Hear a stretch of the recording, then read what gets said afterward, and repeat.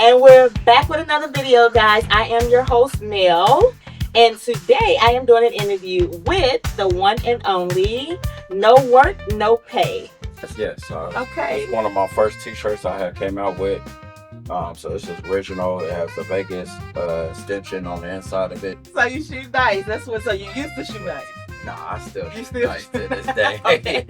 That ain't gonna never stop. That's one thing God gonna have to forgive me for. You said that's one scene. Okay. All right. Okay. So look. So guys. So today we are in a mobile bus, right? Like, have you ever went to a clothing store that was inside of the bus? We're gonna get some clips and we'll show you guys. But so tell us, how did you even come up with this concept? With the mobile store or my brand? So let's go to the mobile store first, and then we're gonna go back to the brand. Yes. So my brand had took off from me starting off with a wagon, and then I was like, man, I don't want to pay the overhead to go out to the mall. I needed a store, so my church, shout out to my church in Los Angeles, blessed me with this bus, and from there I was like, oh, I'm gonna make it a mobile store. Okay, so let's go back. So you got your bus from the church. Yes. Okay, so your church donated the bus to you. Yes. Okay, well that was nice. And what's the name of your church? Bethlehem Temple. Bethlehem Temple in LA? Yes. Okay, nice. So then you took the bus. So just take us down the memory lane. So it had, what was in here? Was it chairs or? Seats in here, a handicap lift right here behind us. Okay. And I just went to work on it, and within 30 days to 60 days, I was done. 30 days? Yes. Wow, so you just came in, took the seats out, completely renovated. Yeah, and it was a process. The seats were screwed under the bus. I had to crawl under there, get them all unscrewed, get them out. But as I was taking them out, I was already laying the floor down. Oh, wow. Yeah, I was already laying the process down, and I had a vision in my mind, and I just stuck with it, and I was like, all right, this is how it's going to look. Yeah. I added the glass casing here. Okay. The walls, the TV, got cable in here. I ended up putting some Wi-Fi. Oh, you got some cable in here? We got some cable. We don't miss no football game, no NFL games, no fights. Okay. Yep. Y'all, we're going to get some clips of the cable. It's a whole little setup. We're going to show you guys in a second. Yeah. Okay. So did you have to purchase the bus? So if somebody wanted to buy the bus, are you renting it, or did you just buy it, or they donated it to you? No, they donated it to me. We gave them a blessing. They gave us a blessing. Nice. So as God did His work.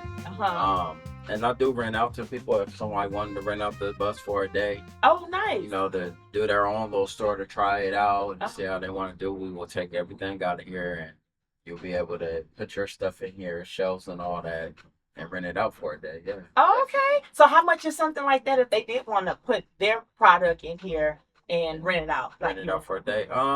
It's something we'll have to sit down and do. Okay.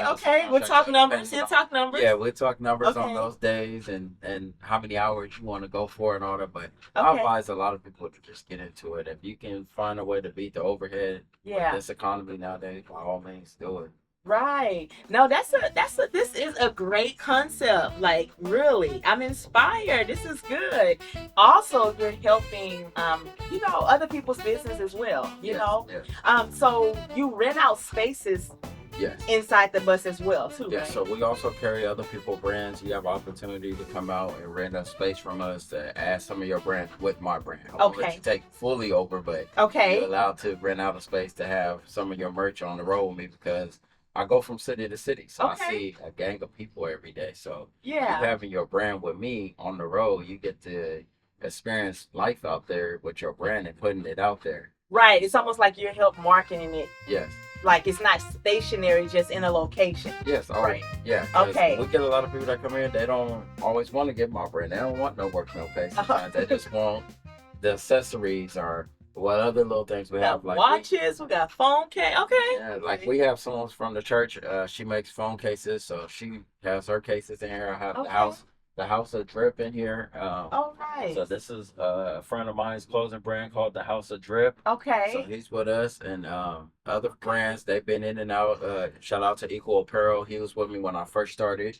Okay. His brand, and we're here for the community. It's a movement, no work, no pay. So if I can help other people succeed, then not that I'm looking for anything from them. I'm looking for the blessings from God. And it's coming. It sure will come. Yes, it will. I'm just excited. I really am. I am excited. So we got to get on this brand. So this hoodie here. Okay. So check this out, guys. It has like some dice on there. So explain this, Curtis. So with the dice, and it has no work, no pay. So the reason behind the dice is because I shoot dice. So if anybody that shoot dice in a casino, on your first roll, they ask you, are you working or are you off? As far as your money on the table. Okay. And so I always say, no work, no pay. How am I going to get paid if my money is off? Right. And I always hear a lot of people say, hey, man, I like that. That's very catchy. It is. And me being coming from the 90s, I'm like, man, none of y'all heard this? Like, it's been dice around for years. And no, I never heard that. That's very catchy. So I made it a brand. I fully own it, LLC, patented it. It's mine. If you Google us, we'll pop up. No work. So okay, no work, no pay. Okay. Yes, yeah. In the logo you have it's the dice on there, right? Yes. Okay. So if you type in on Google, no work, no pay, I'll be the person to pop up. Okay, so you guys go to no work, no pay. What is it? www? No, you just type in no work, no pay. Just put it in Google. No work, no pay. Okay. However you want to do it. Okay, yeah, okay. So y'all look that up. Go support Curtis. So Curtis, let's see. So for those that do not know Curtis, where are you from? I'm from San Bernardino. San Bernardino. Okay. It's better known as the Dino, right? Yeah, better known as the Dirty Dino. The Dirty Dino. It reminds me of the Dirty South. Okay, okay. So take me back. So as a child, as little Curtis, what they used to call you back in the day? I know you had a nickname. Everybody had a nickname. Little Kurt. Little Kurt. Or Brother Curtis, because like my mom was a pastor. Brother Curtis. Church. Okay. And then a lot of my friends call me MD. Okay. I am from the west side of San Bernardino, so a lot of people know me out there as MD. Okay. So we got a few different names. Yes. Okay. I always like to, so people can relate to kind of where you come from. Right. Up until now. And then for those people that haven't seen you maybe since high school or middle school, they're like, oh yeah, I remember. Look, Kurt. I remember. So take me back to as a child. Who did you see that inspired you, like as an entrepreneur? Did you see your father or somebody in your family that was just a grinder, just always hustling to give you that inspiration? I have to say my cousin Trey from Colton, Randy. Okay. He owns Self-Made in Redlands. And he just always been that grinder and on the move. So a big inspiration to me. That's your older cousin? Yeah, he's my older cousin. I look at him as a father figure, big homie. Okay. All that. Trey. Okay.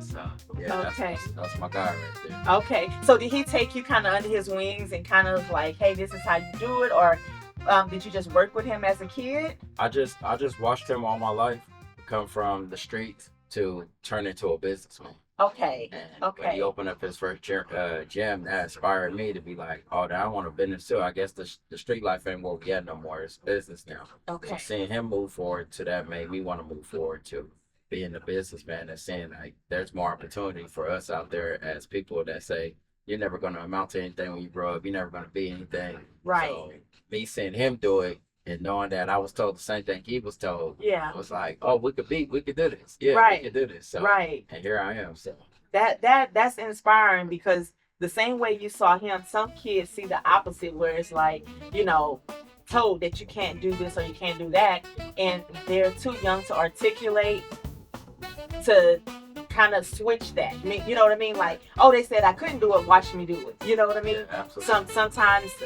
people are not able to articulate. Like, I know when I grew up, same concept, but I'm like, okay, you know what? I like a challenge. Yeah. So watch this happen, Definitely. So I like that, especially growing up with your background kind of being tough like that. And were you raised with your parents? We'll go back to that as well. No, I was actually adopted by my mom.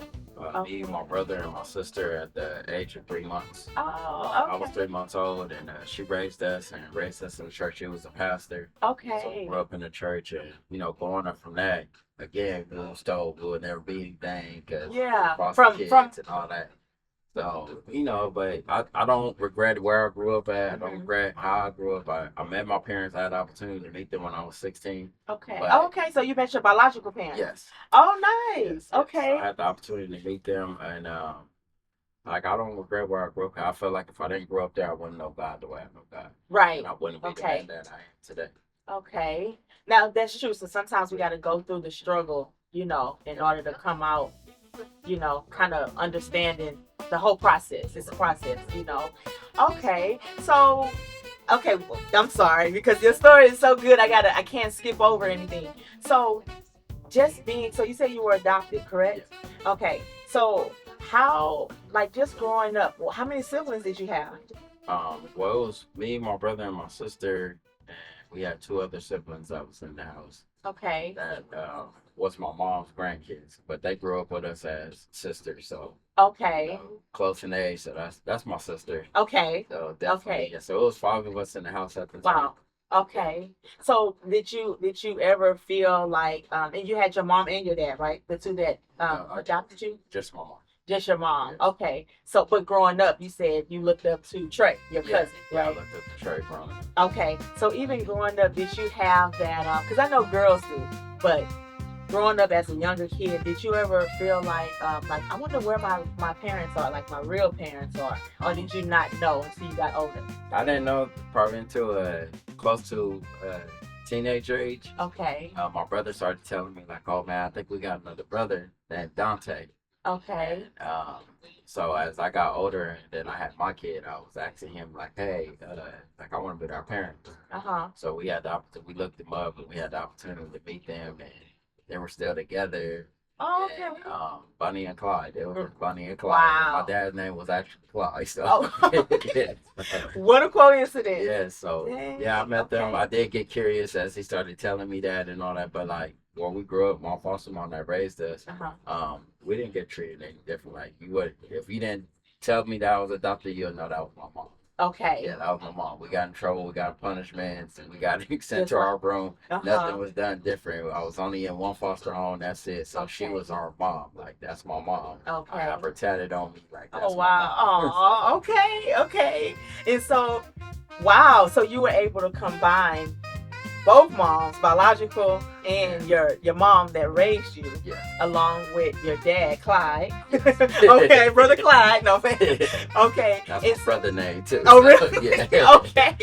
Okay. So you were able now to kind of, I guess combine the families, right?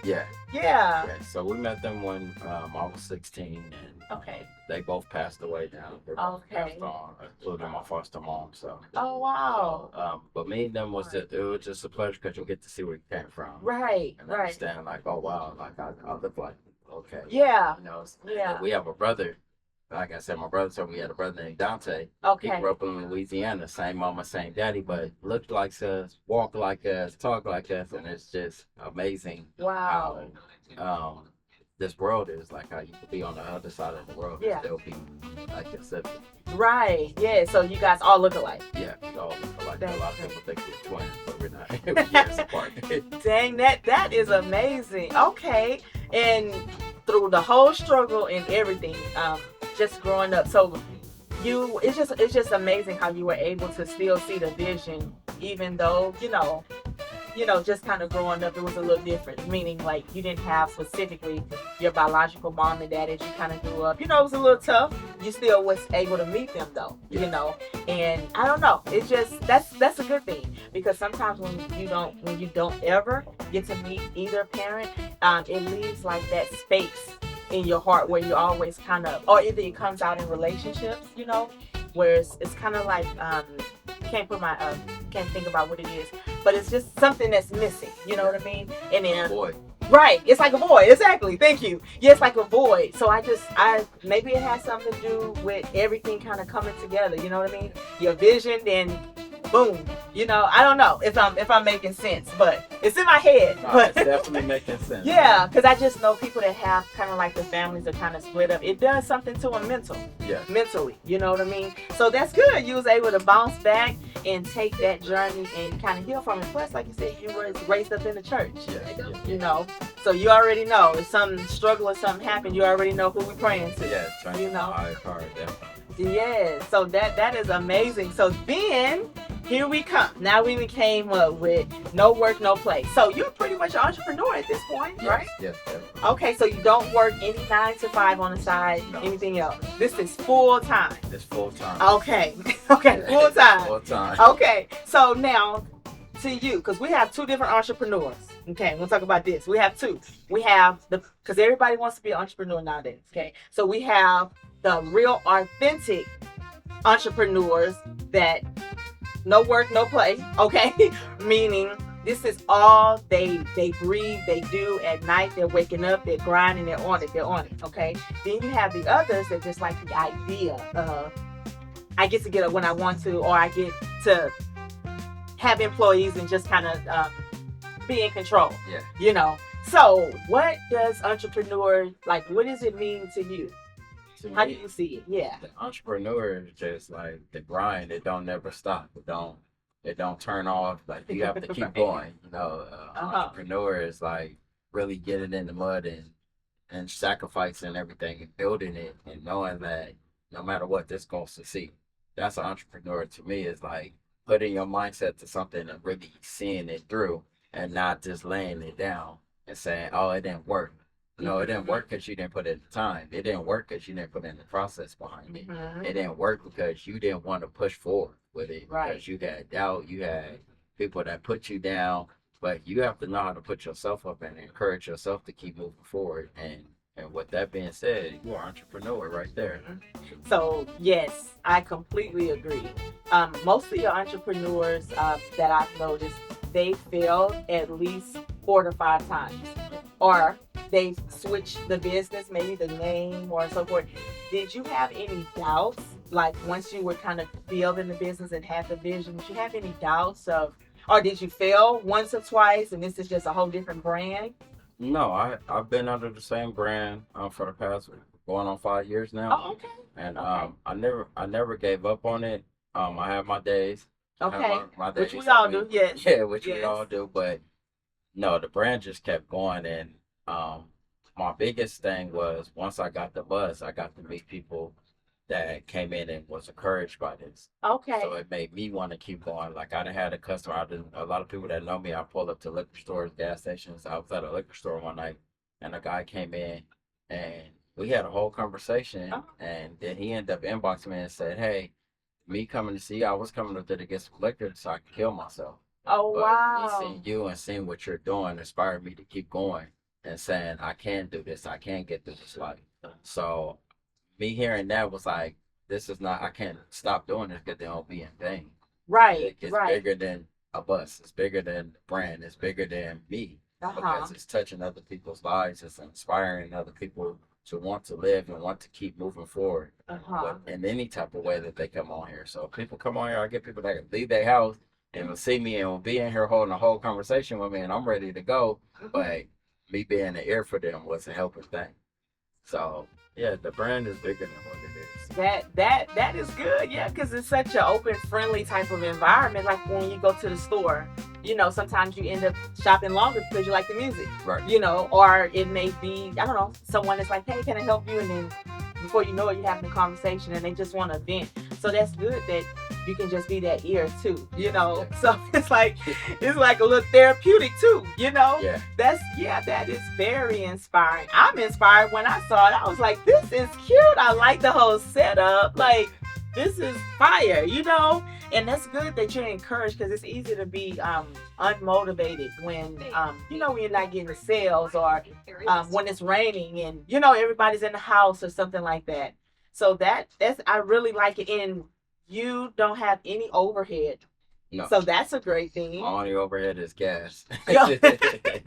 Okay. So let me see. So tell, if you were talking to your younger self or if you were talking to, let's say, a middle school or high school, just someone that has that dream, but they have, you know, they just want to do something and then they like your brand, you know, and they need that encouraging words. What would you tell them? Or what would you tell your younger self as well?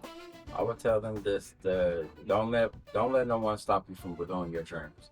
You have a dream. You want to be a police officer. You want to be a hustler. You want to be a grinder. Whatever it is, a pastor. Don't let anyone discourage you from being what you want to be. You could be anything you want in this world. You could be anything that you put your mind to. You just have to keep moving forward. Like I'm a guy that only has a GED. I don't have a high school diploma and nothing like, but I own a full business, like, and it's a good business. It's a paid business, like, and so with that being said, like again, I was a guy that was told, "Oh, you're never gonna amount to anything. You're not gonna be anything. Oh, that's not gonna work. You're not gonna make it over here, and that's just not gonna be there. Like you're always gonna be at the bottom." And here I am. I'm at the top. Like I take care of family members. I take care of my kids. I take care of my household. And this is what the grind is. And I didn't let no one discourage me. I love it. That's good. Yeah, you gotta have your mental gotta be on point. And if you ask me, GED and diploma, a lot of your successful people and entrepreneurs didn't even graduate. Right. So that's a blessing for you to even get your GED, especially with your background and your lifestyle. Because most of the time that's a wrap. They just got to get out there and hustle, bring money back to mom or their siblings and stuff. So for you to even get that, because I heard you when you say I just got a GED, shit, that's something better than nothing. Yeah, definitely. That's good. You still was focused, So yeah, I if nobody else told you, I'm proud of you. This is what my second time actually seeing everything. Now today I see everything, and I am very, like I said again, I'm very inspired, and I really hope that the viewers and who's ever looking at this video right now, if you guys have a dream, you got an idea, whatever you have in mind, do it, because this concept here, nobody else would have came up with it. Like the dice, the way you have that put together, it's unique, So I mean, you guys have like a vision, you have a dream. Even if, like I said, even if you have an idea, do it. Because what they used to tell us back in the days at school, like no question is a dumb question. Yeah. Yes. And we used to be like, I don't want to ask because you don't want to look embarrassed, No idea is a bad idea, okay? And if somebody don't understand your idea, it doesn't matter. Why? Because the Lord didn't give them that vision to understand, right? You would just make sure you put all you have into it, Because you know what I noticed? That if you don't take you serious, nobody else will. Nobody else will. No.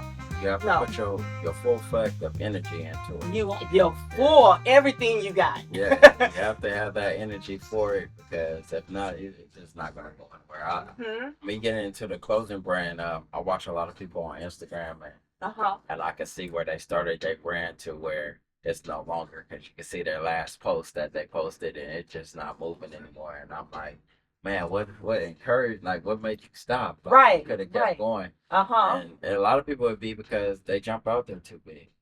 They want to jump out there at the highest and be like, oh, I want to go spend thousands of dollars to start a business. Like, no, you only need a little. Right. Start little and build your way up the ladder. And then say that Rome was built in one night. Right, so, right. No, they did not. So, no, they did build yourself up the ladder. Give yourself room to breathe and make your way up there. Right. Never put too much on yourself, as the Bible says. God will never put too much on you that you can't bear. That is so true. And if you have, what is it? Faith as a mustard seed. That's all you need, is just a little bit. You ever seen that seed before? Yeah, it's little. Oh, it's little. It's little, right? I'm like, dang, okay. I be thinking the thoughts, like little thoughts come across your head just like that all the time. But you gotta make sure they're positive. Yeah. Because I noticed just as quick as the positive will manifest, so will the negative. Yeah. You be like, oh no, nobody want to look at that, or they not, Right. But that small little, once you see that small little ideal could be that one thing that can happen just like that. Blow you up and you like, dang, I was broke yesterday, but I'm a millionaire here today. Yep. Or that when you were coming up with like names, did you have like a journal and did you do like certain, like play around with the name to see which one was catchier? As far as no work, no pay? Right, yes. Nah, no work, no pay came from the Vegas table. So okay. I was saying there's so much out there, and like we play dice a lot. So it's like I was driving frequently to Vegas to play dice. So, and I was always saying this. So that just been what it was. That and I have one of my shirts that say this one right here. It says, if you're making money, clap your hands. Oh. So that was something else I used to say at the table. Okay. So if you're making money, clap your hands. No work, no pay. Okay. I'm always working. That's why this shirt says I'm always working. No work, no pay. Like I'm gonna get paid at my money off. So right. No, that's I'm true. Trying to make money. And no play too. No play. Yeah. Yeah. We don't need to be playing if you broke. Yeah. Don't be out here playing if right. you broke. So. Right. For real. Yeah. That's cool. Okay. So it just naturally came. Yeah. Okay. So that's another thing, guys. Like sometimes the idea that like the title of the business or it'll just come naturally. And other times you got to write it down. Like soon as the idea comes to your mind, like I always like to have a journal. But sometimes like I have ideas that come to me like at 3, 4 in the morning. You know, have like a dream journal or whatever. Just write it down, like 5 or 6 different ideas. And then from that, write down what you know, whatever from that idea. Or if you want to get, sometimes people, they have like a board and they say, hey, we got 5 names. And then, but if you by yourself, you know, meditate on each one, make it be kind of catchy like yours. No work, no pay. Gotta have something like that. Gotta have something that's gonna stand out to people. Right. A lot of people come out with brands and it's like, man, what does it mean? They don't even know what it means. Like, do your research behind it. Do your homework behind it. So that way, when you're selling your brand, you're selling it to be exactly what it is. Because a lot of customers want to know, well, what is it? What does it mean? Like, where did it come from? Right, where did it come from? Yeah, so, you know, that's why I love telling my stories. Like, my brand comes from Vegas. Like, I shoot dice, and this is what it is. And I understand a lot of people take it as, oh, no work, no pay. You ain't working, you ain't getting paid. Yeah, it's the same thing. So it goes under that. It goes for the street guys. If you out here hustling and you ain't got no work, you ain't getting paid. You just standing here looking at the next person. Right. And what's that scene in I think it was Friday. We standing here being broke while everybody else getting paid. Right. Simple. Yep. You know, you gotta put in the work. And so yours is pretty much self-explanatory. No work, no pay. Period. So you guys Google no work, no pay. You're going to see my boy Curtis there. And we have a few other brands that we're going to bring to you guys so you can kind of check it out. We're all networking so we can see what's out there. You know what I'm saying? Even when it's raining, we still on the move. What's your hours? I work from 10 to 2 in the mornings, and then certain days we do come back out at night from like 4 to like 9 o'clock at night. So like today's Friday, so we'll be open to 10 o'clock tonight. Okay. On the move. We do a lot of house calls on today. A lot of people need to get ready for the club. Yeah. Before they go out, we pull up to the airport. You need a sweatsuit before you go flying out. I get people that call me in the morning. It's cold. They want a sweatsuit before they go to work. Call me. I'm pulling up with that cup of coffee for you. Yeah. Good to go. Okay. You say you got the coffee and all. Okay. Yeah. Okay, I am with it. I love it. I already got a sweater. I got one similar to this, and you got the pants. Yes. Teenagers, we got that. And then we got lady stuff. We got kids stuff. We got Letterman jackets. We got sweaters. We got crew necks. We got hoodies, sweats. You know, whatever you can think of. Socks, biker shorts, ladies gym clothes, hats. Everything. You know, we just putting it together. We do got some more shoes coming in. Okay, some shoes. So we'll be back and some stacks, right? Yeah, and the stack jeans definitely for my youngsters. Okay.